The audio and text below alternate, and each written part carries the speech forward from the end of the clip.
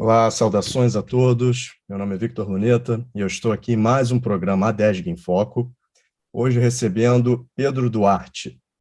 Nós vamos falar sobre o tema de ética na gestão pública e, fazendo aqui uma breve apresentação do nosso convidado, Pedro Duarte é bacharel em Direito pela Pontifícia Universidade Católica do Rio de Janeiro, pós-graduado em Gestão Pública pelo INSPER, desde cedo atuando como líder, inicialmente no Centro Acadêmico de Direito e no Diretório Central dos Estudantes da PUC-Rio.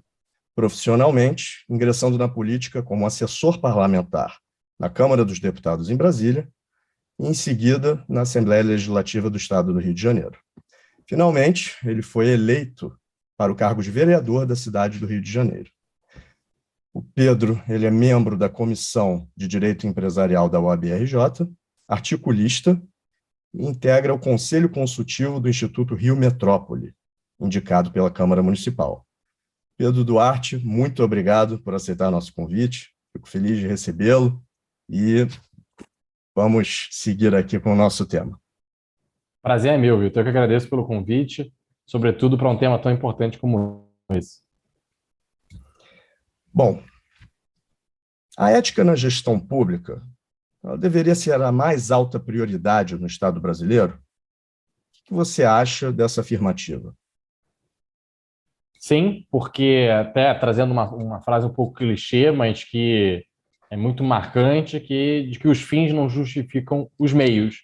Então, ainda que eu colocasse alguma outra pauta muito importante, como o combate à pobreza, a melhoria da educação na vida das pessoas, nenhum dessas metas, desses objetivos, desses fins muito válidos, deveriam ser alcançados por métodos inadequados, né, de respeito à legislação orçamentária, de respeito à legislação como um todo, aparelhamento do Estado eu preciso desse espaço, eu preciso escolher esse ou aquele companheiro meu para dentro da equipe, sem o devido processo seletivo, sem a devida qualificação, porque só assim nós conseguiremos chegar a tal objetivo. Objetivos, cada um, né, diferentes projetos políticos têm seus objetivos e cada um considera que o seu é o mais importante de todos. Mas se todos tivéssemos o acordo de que a ética deveria vir na frente de tudo, dentro da gestão, seja na situação, seja no momento de oposição, nós teríamos, no mínimo, um jogo mais justo entre todos e não esse vale-tudo que virou a política, infelizmente, no Brasil, em que gastos são feitos em ano eleitoral para poder se reeleger, em que a máquina é aparelhada para poder colocar seu grupo político, os fins vão justificando os meios. E, na minha verdade, na minha visão, os meios deveriam ser muito bem estruturados, muito bem respeitados, e aí a ética, ser ético na gestão pública, com respeito ao contribuinte, ao pagador de impostos, escolhendo as melhores pessoas para os melhores cargos, impessoalidade, não vou promover quem é meu amigo, quem é meu parente, assim como também não vou rebaixar aquele que eu discordo. Enfim, diversos parâmetros aqui que a gente poderia entrar, na minha visão, sim, isso deveria vir na frente, porque os objetivos dos fins vêm depois dos bons meios. Perfeito. Isso são princípios próprios, né, do Estado de Direito e muitas vezes parece que eles são realmente completamente desconsiderados.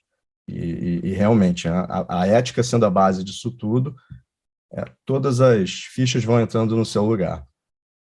Dentro dessa seara jurídica, né, porque além da sua especialização em gestão pública, o senhor possui formação acadêmica jurídica, né? Então, um outro termo como a ética, que é largamente utilizado, mas frequentemente reinterpretado, é Estado Democrático de Direito, propriamente dito, né? Então, dando um novo retorno a esse tema, eu queria que o senhor nos esclarecesse qual é o seu verdadeiro significado originário.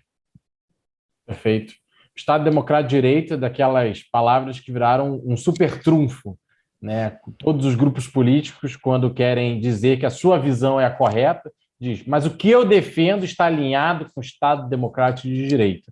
E aí ele vai virando uma carta, né, que diferentes jogadores vão usando por diferentes perspectivas, e ele acaba que é tão elástico, um guarda-chuva tão grande, que ele cobre tudo. E aquilo que cobre tudo não cobre nada, né? Porque se ninguém diverge dele, ninguém questiona, ninguém tem críticas, ele é um grande consenso, ele vira uma platitude, né? Um platô que no fim não quer dizer nada, porque alguns usam ele para defender a liberdade e outros usam ele para restringir a liberdade. Alguns usam ele para promover a igualdade e outros usam para promover a desigualdade e diversos problemas que nós temos. Então, na minha visão, o Estado Democrático de Direito ele se relaciona muito com o debate da ética, porque ele é uma questão de meio. Então, nós podemos ter governos liberais, né, que respeitam o Estado Democrático de Direito, e aí vão ter uma visão de entrega de serviços públicos mais enxuta, né? Nós temos menos serviços públicos, mas mais focalizados, e assim o Estado pode cobrar menos impostos, ele pode ser mais leve, ele foca no que importa, e assim ele cobre menos coisas, seria uma visão mais liberal. Outros podem ter uma visão mais social-democrata, de que o Estado tem mais papéis, e de que, portanto, a carga tributária vai ser maior, menos riquezas ficarão diretamente no bolso do cidadão, mas, em tese, serão devolvidos através de serviços públicos. São modelos que devem ser debatidos dentro da democracia, mas o Estado Democrático de Direito ele estabelece as regras, os pilares, para que esses confrontos ideológicos, esses embates ideológicos possam acontecer. Então, divisão entre três poderes, uma frase em inglês que eu acho muito forte, né, muito positiva, que é no taxation without representation. Né? Então, não tem impostos se não tem representatividade. Então, se eu não elejo, se eu não posso votar, se eu não escolho meu representante, eu não faço parte desse Estado e, portanto, ele não pode me cobrar impostos. Isso também é uma base do Estado Democrático de Direito. Eu pago impostos se eu sou representado.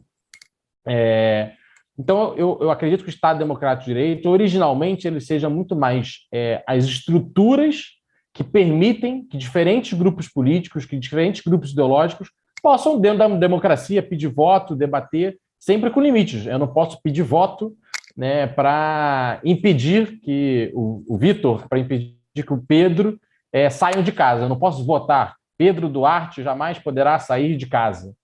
Isso não está em jogo no Estado Democrático de Direito. Eu tenho a minha liberdade para circular. E nenhuma democracia, nenhuma maioria vai poder me impor o contrário. Então, também no Estado Democrático de Direito, direitos fundamentais, direitos individuais não estão em jogo. Eles não podem ser votados. Eu não posso votar se alguém vai ser morto, se alguém vai ser preso. Nós temos, né, legislação, judiciário, três poderes. Então, minha visão, mais uma vez, é de que o Estado Democrático de Direito ele é procedimental. Ele define os procedimentos. O resultado, aí nós vemos alguns, né?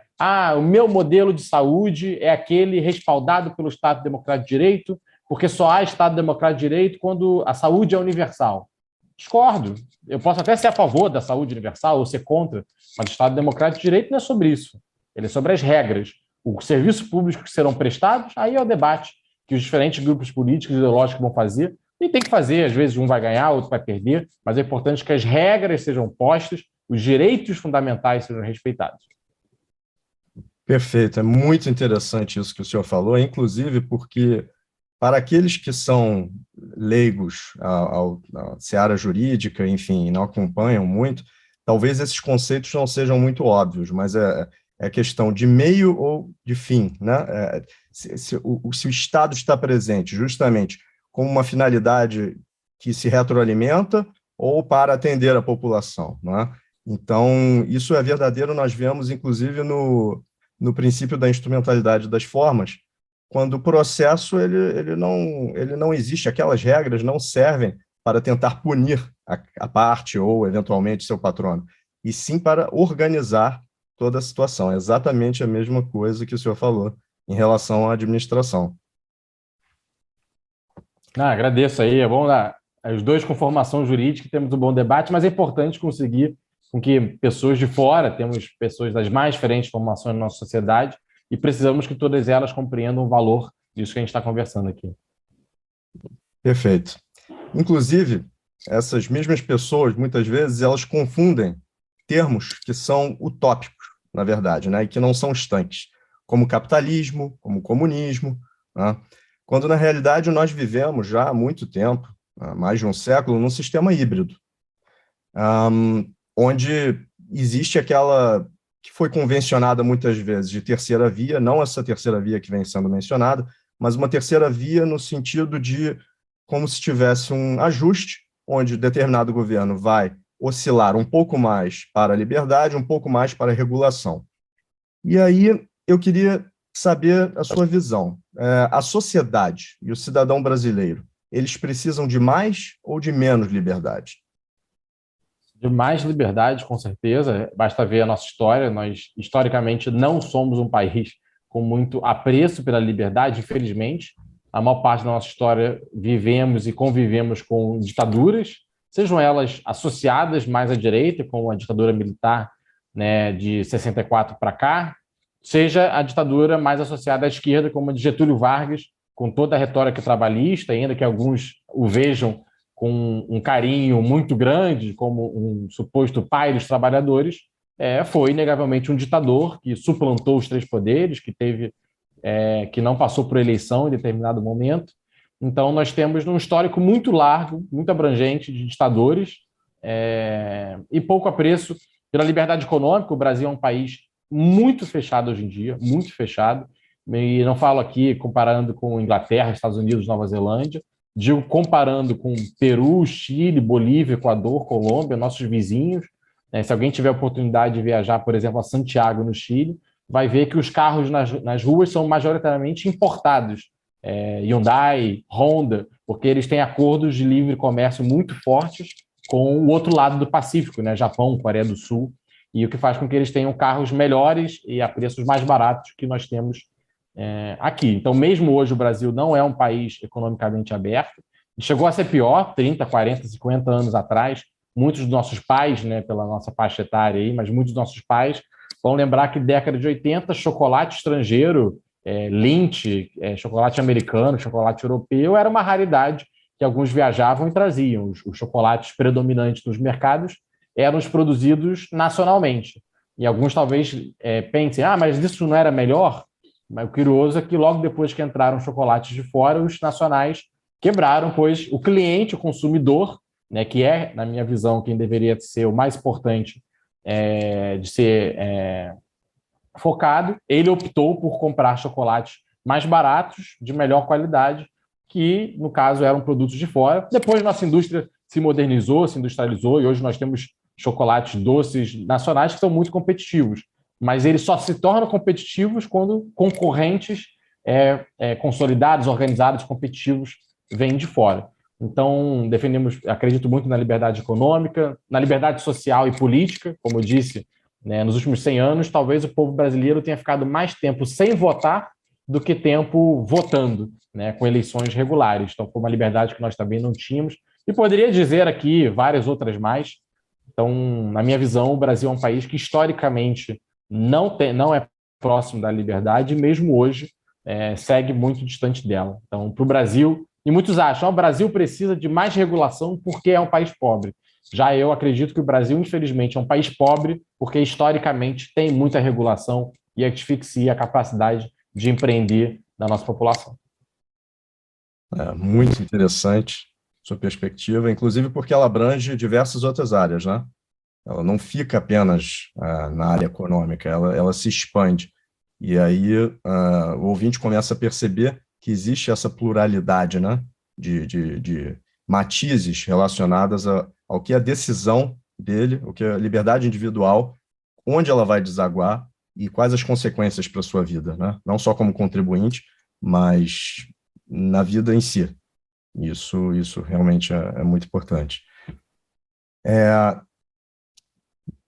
O senhor foi relator da Comissão de Desenvolvimento Econômico no ano passado, tá? E apresentou um documento final destacando os temas de ajuste fiscal e desburocratização. De que forma as propostas realizadas contribuem para a cidade do Rio de Janeiro ser gerida com mais transparência? De muitas formas, inclusive a transparência para mim é um pilar fundamental dentro da gestão pública, independentemente das ideias mais liberais ou menos liberais. Acredito que com transparência, o ganho de governança, o ganho de qualidade de informação, de participação do cidadão é muito grande. Me refiro à ética, propriamente dito. De que forma isso eleva mais a questão ética? Perfeito. Eu vou dar alguns exemplos práticos, no caso, por exemplo, da desburocratização. Nós aprovamos aqui, eu sugeri nesse relatório, e depois a Câmara de Vereadores aprovou, no final do ano passado, a Lei da Liberdade Econômica. Infelizmente, num país como o nosso, que tem pouco apreço pela liberdade, historicamente o que nós dizemos você só pode abrir a sua sapataria quando a prefeitura te der um alvará de funcionamento. Enquanto isso não acontecer, você não pode abrir essa sapataria. Mesmo que seja na Rio Branco, Avenida Central do Rio de Janeiro, na qual existem sapatarias há 200 anos, você fechou uma sapataria, você vai abrir uma nova no mesmo lugar, mas só poderá abrir depois de ter o alvará de funcionamento.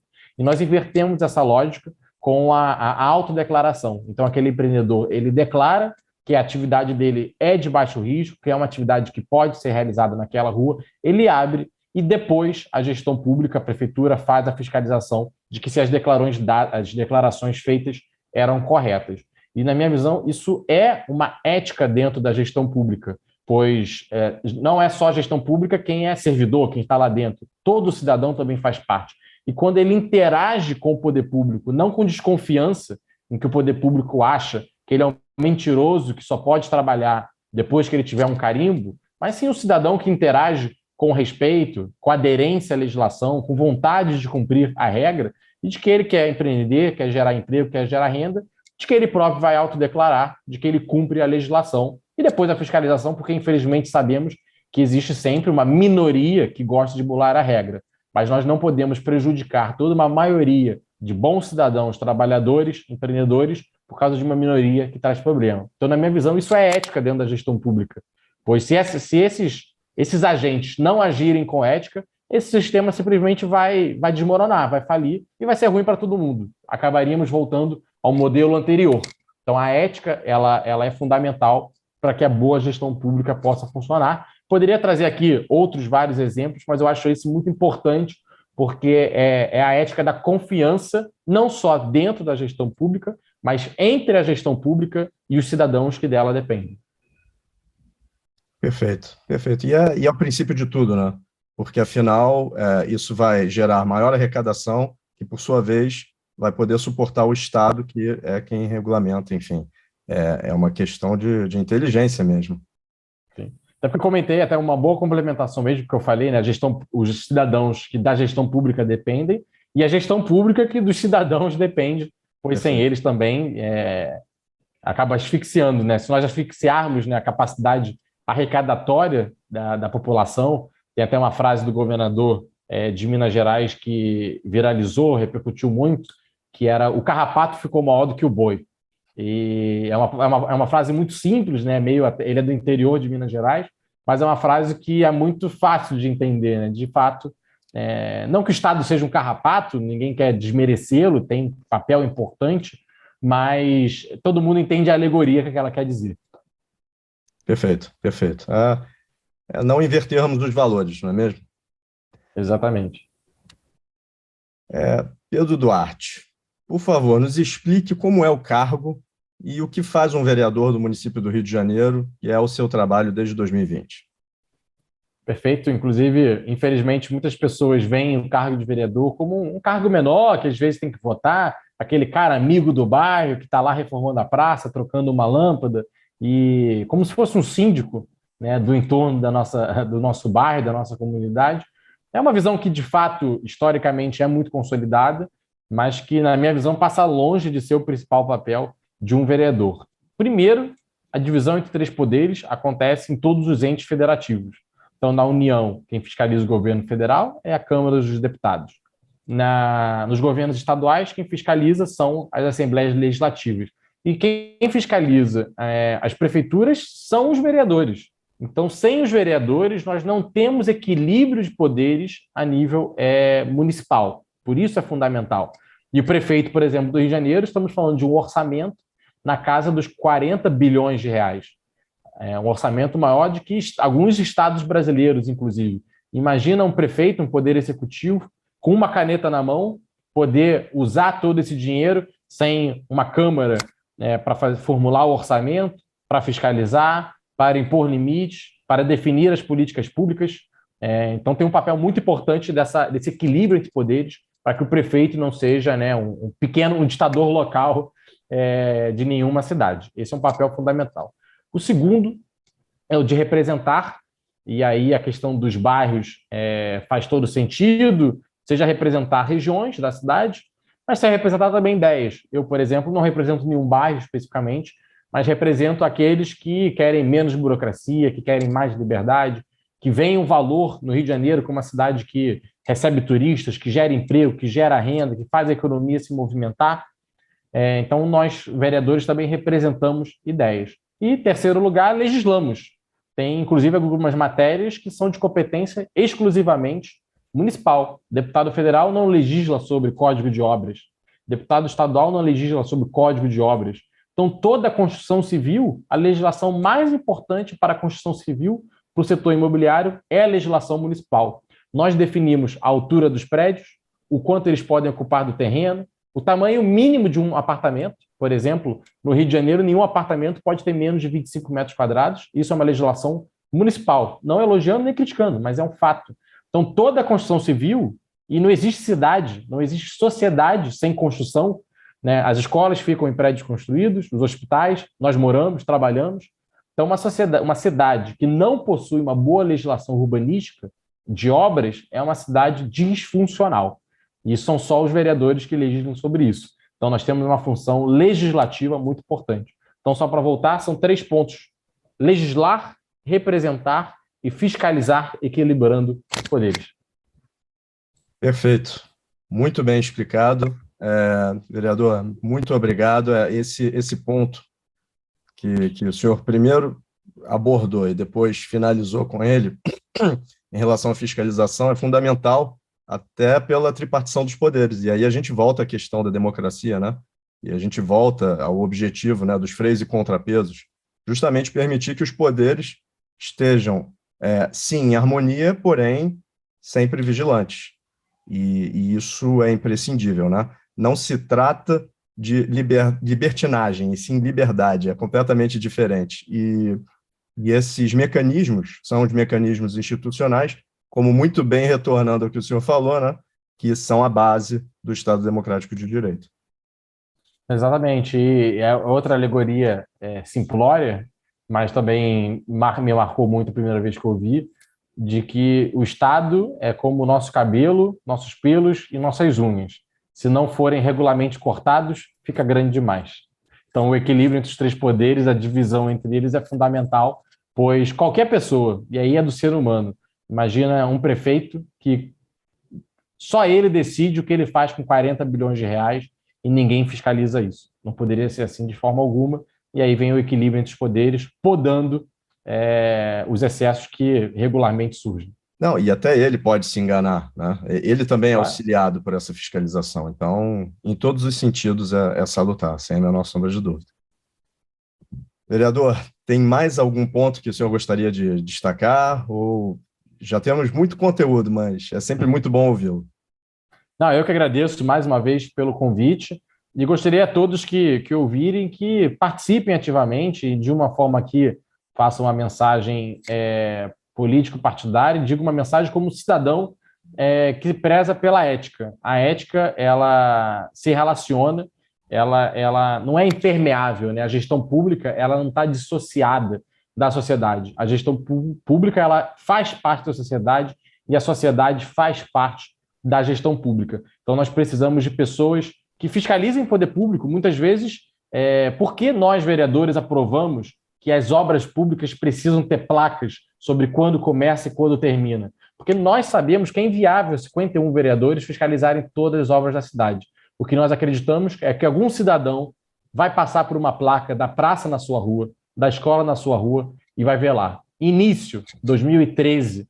Prazo para conclusão, 2 anos. Estamos em 2022 e ela não foi inaugurada. E que esse cidadão fará uma denúncia aos vereadores, ao Tribunal de Contas, ao Ministério Público, à instituição que ele achar melhor, ou mesmo a imprensa, vai postar na sua rede social, mas nós precisamos de cidadãos comprometidos com a ética, pois os políticos não são anjos que vêm do céu, eles são escolhidos dentro dessa sociedade. E quanto mais ética ela for, melhor será a qualidade dos políticos eleitos. Perfeito, senhor vereador, muito obrigado.